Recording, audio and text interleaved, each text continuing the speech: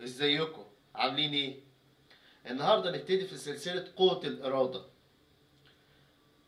قوة الإرادة عشان نفهمها كويس عايز احكي قصة من قصص رجل المستحيل اسمها سم الكبرى. القصة بكل بساطة بتدور حوالين أدهم صبري لما بيسافر يوغوسلافيا عشان يسترد صندوق اسود فيه أسرار عن الجيش المصري. اللي بيحصل مع تطور الأحداث إن ضابط المخابرات الروسي اللي اسمه سيرجي بيأسر أدهم، بيبقى تحت يسيطر عليه، وبعد كده بيحقنه بمخدرات، وأدهم بيتدمر تماما من الإدمان، وبيقول خلاص انتهى رجل المستحيل. لكن اللي بيحصل إن قدامه إن حبيبته منى زميلته بتتخطف. لما بتتخطف بيتألم جامد قوي. هو بيقول انا حاولت امتنع عن الادمان كتير، حاولت امتنع عن المخدر كتير، بس كنت بحس بآلام رهيبة. لحد ما الدكتور قال قدامه ايه؟ قال ان في وسيلة للإقلاع عن الادمان بس خطر جدا. ايه هي الوسيلة دي؟ ان يمتنع عن تناول المخدرات تماما. فالمهم ان ادهم لما شاف حبيبته تتخطف قدامه قرر يسلك الطريق الصعب، الطريق فيه خطر شديد. وكان الفصل الثالث بعنوان الإرادة. أدهم إزاي قدر يبقى عنده إرادة قوية جدا إنه يتحمل ألم شديد جدا.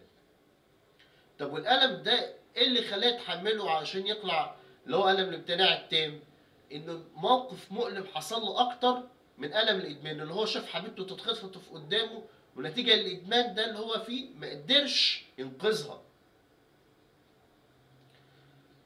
فهي دي الفكرة كلها، إن الإرادة هي تحملنا للألم.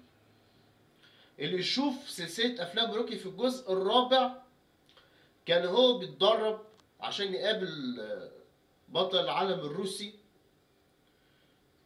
كان المدرب بتاعه وهو بيعمل تمارين شاقة جدا كان بيقول له نو بين نو بين نو بين. فالإرادة تبان جدا في المواقف اللي فيها ألم. كان في فيديو في قناة أسلوب جميل جدا بيقول لك إحنا طول الوقت بنهرب من الألم، تصحى من النوم بنحاول نهرب من الألم، ما بنحبش نشتغل زيادة عشان نهرب من الألم، ما بنحبش نذاكر عشان نهرب من الألم، ما بنحبش إن إحنا نلتزم بحمية غذائية عشان نهرب من الألم. أي حاجة فيها مصلحتك عادة بيبقى فيها إيه؟ ألم. حتى القول الشرعي، يعني القول الشرعي بيقول إيه؟ حفت الجنة بالمكاره، يعني الحاجات اللي توصلك للجنة هي الحاجة اللي انت بتكرهها، اللي فيها ألم بمعنى أصح.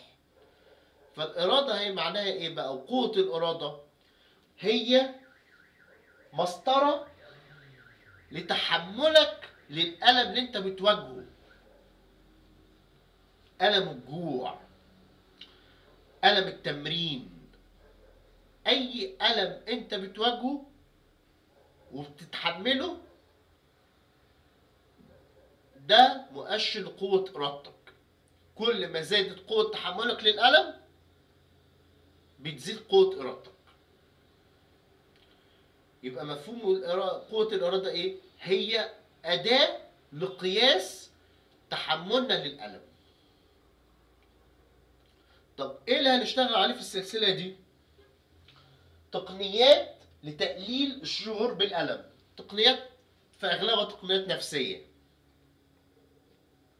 أو بتعتمد على الفسيولوجي شوية. الحلقة الجاية إن شاء الله هتكلم عن التدريب على الألم، وإزاي إن إحنا ممكن نتدرب على تحمل الألم مع استخدام وسيلة من وسائل البرمجة العصبية، الغدة العصبية، اللي هي وسيلة إيه؟ الرسائل التحفيزية اللي بتوجهها لنفسك. عن إذنكم دلوقتي.